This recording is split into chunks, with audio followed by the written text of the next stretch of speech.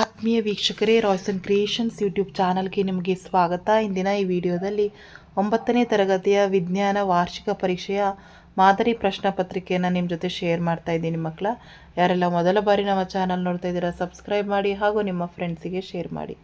So March 2025-26ಕ್ಕೆ ನಿಮಗೊಂದು ಪ್ರಶ್ನೆ ಪತ್ರಿಕೆಯನ್ನು ನಿಮ್ಮ ಜೊತೆ ಶೇರ್ ಮಾಡ್ತಾ ಇದ್ದೀವಿ. ಈಗ ಆಲ್ರೆಡಿ DSRTಯಿಂದ ಬಿಟ್ಟಿರೋದ್ರಿಂದ ನಿಮಗೆ ಇದೊಂದು ಮಾಡೆಲ್ ಕ್ವಶನ್ ಪೇಪರ್ ಆಗಿ ತೆಗೆದುಕೊಂಡು ಪ್ರಾಕ್ಟೀಸ್ ಮಾಡ್ಕೊಳ್ಳಿ ಅಂತ ಹೇಳ್ತಾ ವಿಡಿಯೋ ಪ್ರಾರಂಭಿಸ್ತಾ ಇದ್ದೀವಿ.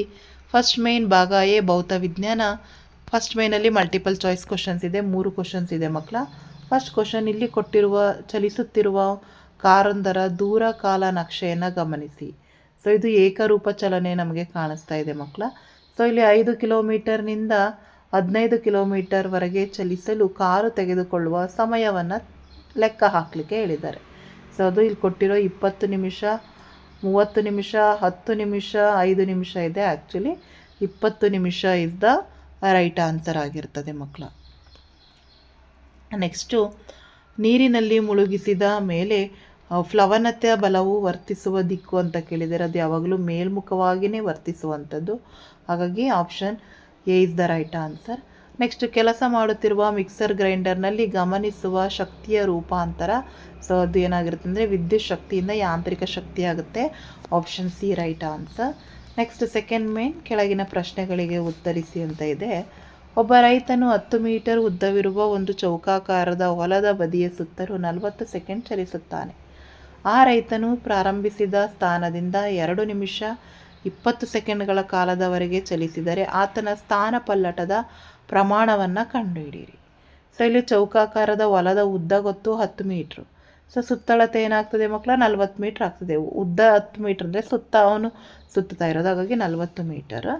ಸೊ ರೈತ 40 ಸೆಕೆಂಡುಗಳಲ್ಲಿ 40 ಮೀಟರ್ ದೂರ ಕ್ರಮಿಸೋದ್ರಿಂದ 1 ಸೆಕೆಂಡಿನಲ್ಲಿ ಅವನು ಕ್ರಮಿಸುವ ದೂರ 1 ಮೀಟರ್. ಹಾಗೆ 140 ಸೆಕೆಂಡುಗಳಲ್ಲಿ ಕ್ರಮಿಸುವ ದೂರ 140 ಮೀಟರ್ ಆಗ್ತದೆ. ಹಾಗಾಗಿ ಬದಿಯ ಸುತ್ತ ಚಲಿಸುವ ಸುತ್ತುಗಳ ಸಂಖ್ಯೆ 140/20 ಮಾಡಿದ್ರೆ 3.5 ಆಗ್ತದೆ. ಹಾಗಾಗಿ 3.5 ಸುತ್ತುಗಳನ್ನು ಅವನು ಸುತ್ತುತ್ತಾನೆ. ಅದರಿಂದ ಸ್ಥಾನ ಪಲ್ಲಟವನ್ನು ಕಂಡುಹಿಡಬೇಕಾಗ್ತದಲ್ಲ. ಸೊ ಹಾಗಾಗಿ ನಮಗೆ AC² = AD² + CD² ಆಗ್ತದೆ. ಸೊ ಹಾಗಾಗಿ AC² = 100 + 100 200 ಆಗ್ತದೆ. ಸೊ ಹಾಗಾಗಿ 10√2 is the right answer. Next, 5ನೇ ಪ್ರಶ್ನೆ, ಒಂದು ಕಾಯದ ಮೇಲೆ 7 ನ್ಯೂಟನ್ನಷ್ಟು ಬಲ ವರ್ತಿಸಿದೆ. ಬಲದ ದಿಕ್ಕಿನಲ್ಲಿ ಅದರ ಸ್ಥಾನಪಲ್ಲಟ 8 ಮೀಟರ್. ಇದನ್ನು ಕಾಯದ ಮೇಲೆ ಸ್ಥಾನಪಲ್ಲಟದುದ್ದಕ್ಕೂ ವರ್ತಿಸಿದ ಬಲವೆಂದು ತೆಗೆದುಕೊಂಡರೆ ಇಲ್ಲಿ ನಡೆದ ಕೆಲಸ ಎಷ್ಟು ಅಂತ ಹೇಳಿ ಕೇಳಿದ್ದಾರೆ. ಸೊ ಇಲ್ಲಿ ನಮಗೆ ಕಾಯದ ಮೇಲೆ ಎಷ್ಟು ಬಲ ವರ್ತಿಸ್ತಾ ಇದೆ, ಎಫ್ ಕೊಟ್ಟಿದ್ದಾರೆ ಮಕ್ಕಳ, ಅದೆಷ್ಟು 7 ನ್ಯೂಟನ್ ಆಗಿರುತ್ತೆ. ಆಮೇಲೆ ಡಿಸ್ಪ್ಲೇಸ್ಮೆಂಟ್ ಸ್ಥಾನಪಲ್ಲಟ ಕೊಟ್ಟಿದ್ದಾರೆ 8 metre. So W = F × S. So ಅಲ್ಲಿಗೆ ನಮಗೆ 56 ನ್ಯೂಟನ್ ಮೀಟರ್ ಅಥವಾ 56 ಜೌಲ್ ಆಗ್ತದೆ. ಅರ್ಥ ಆಗ್ತದೆ. ಇಷ್ಟೇ, ಬಹಳ ಚಿಕ್ಕದಾಗಿ ಕೇಳಿದ್ದಾರೆ, ಅರ್ಥ ಮಾಡ್ಕೊಳ್ಳಿ. ನೆಕ್ಸ್ಟು, ಮಾನವರಲ್ಲಿ ಶ್ರವಣ ಶಬ್ದ ಕೇಳುವಿಕೆಯ ವ್ಯಾಪ್ತಿ ಎಷ್ಟು ಕೇಳಿದರೆ 20 ಹರ್ಟ್ಸಿಂದ 20,000 ಹರ್ಟ್ಸ್ವರೆಗೆ. ಥರ್ಡ್ ಮೇನ್, ಕೆಳಗಿನ ಪ್ರಶ್ನೆಗಳಿಗೆ ಉತ್ತರಿಸಿ. 7ನೇ ಪ್ರಶ್ನೆ, ಕೆಳಗಿನ ದತ್ತಾಂಶಕ್ಕೆ ಕಾಲ ದೂರ ನಕ್ಷೆಯನ್ನು ರಚಿಸಿ 7 ಸೆಕೆಂಡುಗಳಲ್ಲಿ ಕಾಯವು ಚಲಿಸಿದ ದೂರವನ್ನು ಗುರುತಿಸಿ ಅಂತ ಹೇಳಿ ಕೇಳಿದ್ದಾರೆ. ಸೊ ಕಾಲ ಮತ್ತು ಸೆಕೆಂಡ್ ಕೊಟ್ಟಿದ್ದಾರೆ ಮಕ್ಕಳ. ಈ ರೀತಿ ಬರೆದು ನೀವು ಗುರುತಿಸಿದರೆ ನಿಮಗೆ ಕಂಪ್ಲೀಟ್ ಮಾರ್ಕ್ಸ್ ಸಿಗ್ತದೆ.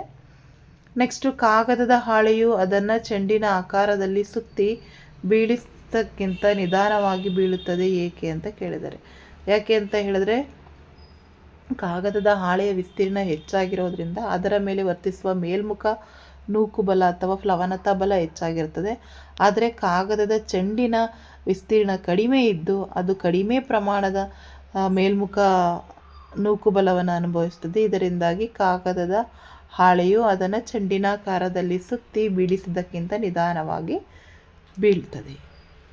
ನೆಕ್ಸ್ಟು, 3 ಅಂಕದ ಪ್ರಶ್ನೆಗಳು. ವಿಶ್ವವ್ಯಾಪಿ ಗುರುತ್ವ ನಿಯಮದ ಪ್ರಾಮುಖ್ಯತೆಯನ್ನು ಬರೀಲಿಕ್ಕೆ ಕೇಳಿದ್ದಾರೆ. ಸೊ ಈ ನಿಯಮವು ಅಸಂಬಂಧಿತ ಎಂದು ಪರಿಗಣಿಸಲಾದ ಅನೇಕ ವಿದ್ಯಮಾನಗಳಿಗೆ ಯಶಸ್ವಿಯಾದ ವಿವರಣೆಯನ್ನು ನೀಡುತ್ತದೆ. ನಮ್ಮನ್ನು ಭೂಮಿಗೆ ಬಂಧಿಸುವ ಬಲ, ಭೂಮಿಯ ಸುತ್ತ ಚಂದ್ರನ ಚಲನೆ, ಸೂರ್ಯನ ಸುತ್ತ ಗ್ರಹಗಳ ಚಲನೆ, ಸೂರ್ಯ ಮತ್ತು ಚಂದ್ರನಿಂದಾಗುವ ಉಬ್ಬರ ಇಳಿತಗಳು, ಇವೆಲ್ಲ ವಿಶ್ವವ್ಯಾಪಿ ಗುರುತ್ವ ನಿಯಮದ ಪ್ರಾಮುಖ್ಯತೆಗಳಾಗಿರ್ತದೆ. ನೆಕ್ಸ್ಟು ಒಂದು ವಸ್ತುವಿನ ರಾಶಿ ಮತ್ತು ತೂಕಗಳ ನಡುವಿನ 2 ವ್ಯತ್ಯಾಸ ಕೇಳಿದ್ದಾರೆ. ಸೊ ರಾಶಿಗೆ ಬಂದರೆ ವಸ್ತುವಿನ ರಾಶಿಯು ಅದರ ಜಡತ್ವದ ಅಳತೆ. ವಸ್ತುವಿನ ರಾಶಿಯು ಸ್ಥಿರವಾಗಿರುತ್ತದೆ ಮತ್ತು ಅದು ಸ್ಥಳದಿಂದ ಸ್ಥಳಕ್ಕೆ ಬದಲಾಗ್ತದೆ. ರಾಶಿಯು ಅಂತಾರಾಷ್ಟ್ರೀಯ ಏಕಮಾನ ಕಿಲೋಗ್ರಾಮ್ ಆಗಿರ್ತದೆ. ತೂಕಕ್ಕೆ ಬಂದರೆ ಒಂದು ವಸ್ತುವಿನ ತೂಕವು ಅದರ ಮೇಲಿನ ಭೂಮಿಯ ಆಕರ್ಷಣ ಬಲ. ವಸ್ತುವಿನ ತೂಕವು ಸ್ಥಳದಿಂದ ಸ್ಥಳಕ್ಕೆ ಬದಲಾವಣೆ ಆಗ್ತದೆ. ತೂಕದ ಅಂತಾರಾಷ್ಟ್ರೀಯ ಏಕಮಾನ ನ್ಯೂಟನ್ ಆಗಿರುತ್ತೆ. ನೆಕ್ಸ್ಟು 10ನೇದು ಎ ಪ್ರಶ್ನೆ, ಚಲನ ಶಕ್ತಿ ಮತ್ತು ಪ್ರಚನ ಶಕ್ತಿಗೆ ವ್ಯತ್ಯಾಸ ಕೇಳಿದ್ದಾರೆ. ಚಲನೆಯಿಂದ ಕಾಯ ಪಡೆದುಕೊಂಡ್ರೆ ಚಲನ ಶಕ್ತಿ, ತನ್ನ ಸ್ಥಾನದಿಂದ ಅಥವಾ ವಿನ್ಯಾಸದಿಂದ ಕಾಯ ಪಡೆದುಕೊಳ್ಳುವ ಶಕ್ತಿಗೆ ಪ್ರಚನ ಶಕ್ತಿ ಅಂತ ಹೇಳಿ ಕರಿತೀವಿ. ಸೊ ಅದೆರಡು ವ್ಯತ್ಯಾಸಗಳು ಸಾಕು ಮಕ್ಕಳ. ನೆಕ್ಸ್ಟು ಬಿ ಕ್ವಶನ್ನು, 1 ನ್ಯೂಟನ್ ಕೆಲಸ ನಡೆದಿದೆ ಅಂದರೆ ಅರ್ಥವೇನು? ಸೊ 1 ನ್ಯೂಟನ್ ಬಲವನ್ನು ಕಾಯವೊಂದರ ಮೇಲ್ಮೈ ಪ್ರಯೋಗಿಸಿದಾಗ ಬಲದ ದಿಕ್ಕಿನಲ್ಲಿ ಕಾಯವು 1 ಮೀಟರ್ ದೂರ ಕ್ರಮಿಸಿದಾಗ ಆಗುವ ಕೆಲಸ. ನೆಕ್ಸ್ಟು 15 ರಾಶಿ ಇರುವ ಒಂದು ಕಾಯವು ನೆಲದಿಂದ ಸ್ವಲ್ಪ ಎತ್ತರದಲ್ಲಿದ್ದರೆ ಆ ಕಾಯದ ಪ್ರಚನ ಶಕ್ತಿ 450 ಜೌಲ್ಗಳಾದರೆ ನೆಲಕ್ಕೆ ಪೂರಕವಾದ ಆ ಕಾಯಕದ ಎತ್ತರವನ್ನು ಕಂಡುಹಿಡಿಯಿರಿ ಅಂತ ಹೇಳಿ ಕೇಳಿದ್ದಾರೆ ಮಕ್ಕಳ. ಸೊ ಇಲ್ಲಿ 11ನೇ ಪ್ರಶ್ನೆ ನೋಡೋಣ. ನ್ಯೂಟನ್ ಚಲನೆಯ 1ನೇ ನಿಯಮ. ಸೊ ಸ್ಥಿತಿ ಬದಲಾವಣೆಗಾಗಿ ಯಾವುದೇ ಬಾಹ್ಯ ಬಲ ಪ್ರಯೋಗವಾಗದೆ ಹೊರತು ಕಾಯವು ನಿಶ್ಚಲ ಸ್ಥಿತಿಯಲ್ಲೇ ಅಥವಾ ಸರಳ ರೇಖೆಯಲ್ಲಿಯೇ ಏಕರೂಪ ವೇಗದ ಚಲನೆಯಲ್ಲೇ ಮುಂದುವರಿಯುತ್ತದೆ. ಅದನ್ನು ನ್ಯೂಟನ್ನ 1ನೇ ನಿಯಮ ಅಂತೀವಿ. ನೆಕ್ಸ್ಟ್ ಸಂತುಲಿತ ಮತ್ತು ಅಸಂತುಲಿತ ಬಲಗಳ ನಡುವಿನ ವ್ಯತ್ಯಾಸ. ಸೊ ಸಂತುಲಿತ ಬಲ ಅಂದರೆ ಒಂದು ವಸ್ತುವಿನ ಮೇಲೆ ಸಮ ಪ್ರಮಾಣದ ಬಲ ಪ್ರಯೋಗವಾಗುತ್ತಿದ್ದರೆ ಅದನ್ನು ಸಂತುಲಿತ ಬಲ ಅಂತೀವಿ. ಅಸಂತುಲಿತ ಬಲ ಅಂದರೆ ಒಂದು ವಸ್ತುವಿನ ಮೇಲೆ ಪ್ರಯೋಗವಾಗುವ ಬಲಗಳು ಸಮ ಪ್ರಮಾಣದಲ್ಲಿ ಇಲ್ಲದಿದ್ದರೆ ಅದನ್ನು ಅಸಂತುಲಿತ ಬಲ ಅಂತೇಳಿ ಕರಿತೀವಿ. ನೆಕ್ಸ್ಟ್ ವಾಹನದ ಚಕ್ರಗಳಿಗೆ ಮಡ್ಗಾರ್ಡ್ ಅಳವಡಿಸುವುದು ಏಕೆ? ಏಕೆಂದರೆ ನ್ಯೂಟನ್ ಚಲನೆಯ 3ನೇ ನಿಯಮದ ಪ್ರಕಾರ ವಾಹನದ ದರ ಚಕ್ರದ ಮೇಲೆ ಮರಳಿನ ಕಣಗಳು ಬಲ ಪ್ರಯೋಗಿಸಿ ವಿರುದ್ಧ ದಿಕ್ಕಿನಿಂದ ಚಲಿಸತೊಡಗಿದಾಗ ವಾಹನ ಸವಾರನಿಗೆ ಮರಳಿನ ಕಲೆ ಉಂಟು ಮಾಡುವ ಸಂಭವ ಇರ್ತದೆ. ಹಾಗಾಗಿ ಮಡ್ಗಾರ್ಡನ್ನು ಹಾಕಿಸಲಾಗ್ತದೆ. ನೆಕ್ಸ್ಟ್ 5th ಮೇ 4 ಅಂಕದ ಪ್ರಶ್ನೆ, ವೇಗೋತ್ಕರ್ಷ ಎಂದರೇನು? ವೇಗೋತ್ಕರ್ಷವನ್ನು ಕಂಡುಹಿಡಿಯುವ ಸೂತ್ರವನ್ನು ಕೇಳಿದ್ದಾರೆ ಮಕ್ಕಳ. ಸೊ ಏಕಮಾನ ಕಾಲದಲ್ಲಿ ಆಗುವ ಕಾಯದ ಬದಲಾವಣೆಯ ದರ ಆಗಿರ್ತದೆ a = v - u / t. ಅಂತಿಮ ವೇಗ, ಆರಂಭಿಕ ವೇಗ ಮತ್ತು ಸಮಯದ ಗೊತ್ತಿರಲಿ. ಚಲನೆಯ 3 ಸಮೀಕರಣಗಳನ್ನ ಕೇಳಿದರೆ v = u + at, s = ut + half at², 2as = v² - u². Next ವೇಗ ಎಂದರೇನು? ವೇಗದ ಅಂತಾರಾಷ್ಟ್ರೀಯ ಏಕಮಾನವನ್ನು ಹೆಸರಿಸಿ. ಸೊ ಒಂದು ನಿರ್ದಿಷ್ಟ ದಿಕ್ಕಿನಲ್ಲಿ ಕಾಯವು ಚಲಿಸಿದ ಜವವನ್ನೇ ಅದರ ವೇಗ ಅಂತೀವಿ. ವೇಗದ ಅಂತಾರಾಷ್ಟ್ರೀಯ ಏಕಮಾನ ಮೀಟರ್/ಸೆಕೆಂಡ್ ಆಗಿರ್ತದೆ. ನೆಕ್ಸ್ಟು 5 ಅಂಕದ ಪ್ರಶ್ನೆಗಳು. ಅದರಲ್ಲಿ ಮೊದಲನೇದು 13ನೇ ಪ್ರಶ್ನೆ, ಶಬ್ದದ ಅನುರಣನೆಯನ್ನು ವ್ಯಾಖ್ಯಾನಿಸಿ ಅದನ್ನು ಹೇಗೆ ಕಡಿಮೆಗೊಳಿಸಬಹುದು ಅಂತ ಕೇಳಿದ್ದಾರೆ. ನೋಡಿ, ಅದಕ್ಕಿಷ್ಟು ಆನ್ಸರನ್ನು ಬರೀಬೇಕಾಗ್ತದೆ. ನೆಕ್ಸ್ಟ್ ಶ್ರವಣಾತೀತ ಶಬ್ದದ ಅನ್ವಯಗಳು ಬರೆಯಿರಿ ಅಂತ ಕೇಳಿದ್ದಾರೆ.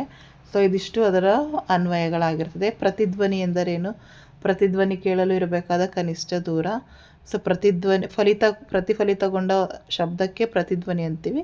ಸೊ 17.7 ಕಿಲೋಮೀಟರಷ್ಟು ಕನಿಷ್ಠ ದೂರ ಇರಬೇಕಾಗ್ತದೆ. ನೆಕ್ಸ್ಟ್ ಭಾಗ ಬಿ, ರಸಾಯನ ವಿಜ್ಞಾನ. ಸೊ ಇಲ್ಲೂ ಸಹ 3 ಮಲ್ಟಿಪಲ್ ಚಾಯ್ಸ್ ಕ್ವಶನ್ಸ್ ಇದೆ. ಕೆಲ್ವಿನ್ ಅಳತೆ ಮಾನದಲ್ಲಿ ಮಂಜುಗೆಡ್ಡೆಯ ದ್ರವನ ಬಿಂದು ಕೇಳಿದ್ದಾರೆ, ಅದು 273 ಕೆಲ್ವಿನ್. ಕೆಳಗಿನವುಗಳಲ್ಲಿ ಮಿಶ್ರಣ ಯಾವುದು ಕೇಳಿದ್ದಾರೆ ಮಕ್ಕಳ. ಸೊ ನೋಡಿ, 4 ನೋಡಿ. ಆಪ್ಷನ್ ಸಿ ನಲ್ಲಿರುವ ಗಾಳಿ ಮಿಶ್ರಣವಾಗಿರ್ತದೆ. ಕ್ಲೋರಿನ್ ಎಲೆಕ್ಟ್ರಾನ್ ಹಂಚಿಕೆ 2.8,7. ಹಾಗಾದರೆ ವೇಲೆನ್ಸಿ ಎಷ್ಟಾಗಿರುತ್ತೆ ಮಕ್ಕಳ? ಆಬ್ವಿಯಸ್ಲಿ ಕ್ಲೋರಿನ್ನ ವೇಲೆನ್ಸಿ 1 ಆಗಿರ್ತದೆ. So 1 is the right answer. Next 8th ಮೇನ್ 1 ವರ್ಡ್ ಆನ್ಸರ್ಸ್ ಕ್ವಶನ್ಸು. 17ನೇ ಪ್ರಶ್ನೆ, ಬೇಸಿಗೆಯ ದಿನಗಳಲ್ಲಿ ಮಡಕೆಯಲ್ಲಿನ ನೀರು ತಂಪಾಗಿರುತ್ತದೆ ಏಕೆ? ಏಕೆಂದರೆ ಮಡಕೆಯ ಮೇಲ್ಮೈ ಮೇಲೆ ಅನೇಕ ಸಣ್ಣ ರಂಧ್ರಗಳಿರ್ತವೆ.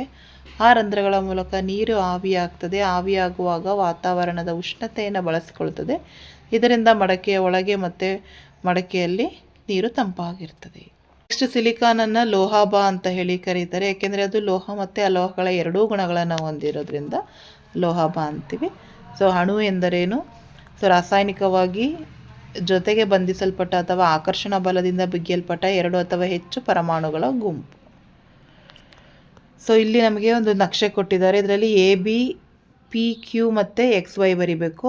ಸೊ ಇಲ್ಲಿ ನಮಗೆ ಎಕ್ಸ್ ವೈ ಅಂದರೆ ನಿಕ್ಷೇಪಣ ಅಥವಾ ಉತ್ಪತನ ಅಂತ ಹೇಳಿ ನಾವು ಬರಿಬೋದಾಗ್ತದೆ ಮಕ್ಕಳ. ಸೊ ಅಲ್ಲಿ ನಮಗೆ ಕೇಳಿದರೆ ಉತ್ಪತನ ಅಂತ ಹೇಳಿದ್ರೆ ಎಕ್ಸ್ ಅಂದರೆ ಉತ್ಪತನ, ವೈ ಅಂದರೆ ನಿಕ್ಷೇಪಣ. ಘನವಸ್ತು ದ್ರವ ಸ್ಥಿತಿಗೆ ಬಾರದೆ ಅನಿಲ ಸ್ಥಿತಿಗೆ ಬರೋದು ಉತ್ಪತನ. ಅನಿಲದಿಂದ ಘನಕ್ಕೆ ಬರುವಂಥದ್ದನ್ನ ನಿಕ್ಷೇಪಣ ಅಂತ ಹೇಳಿ ನಾವು ಕರಿತೀವಿ.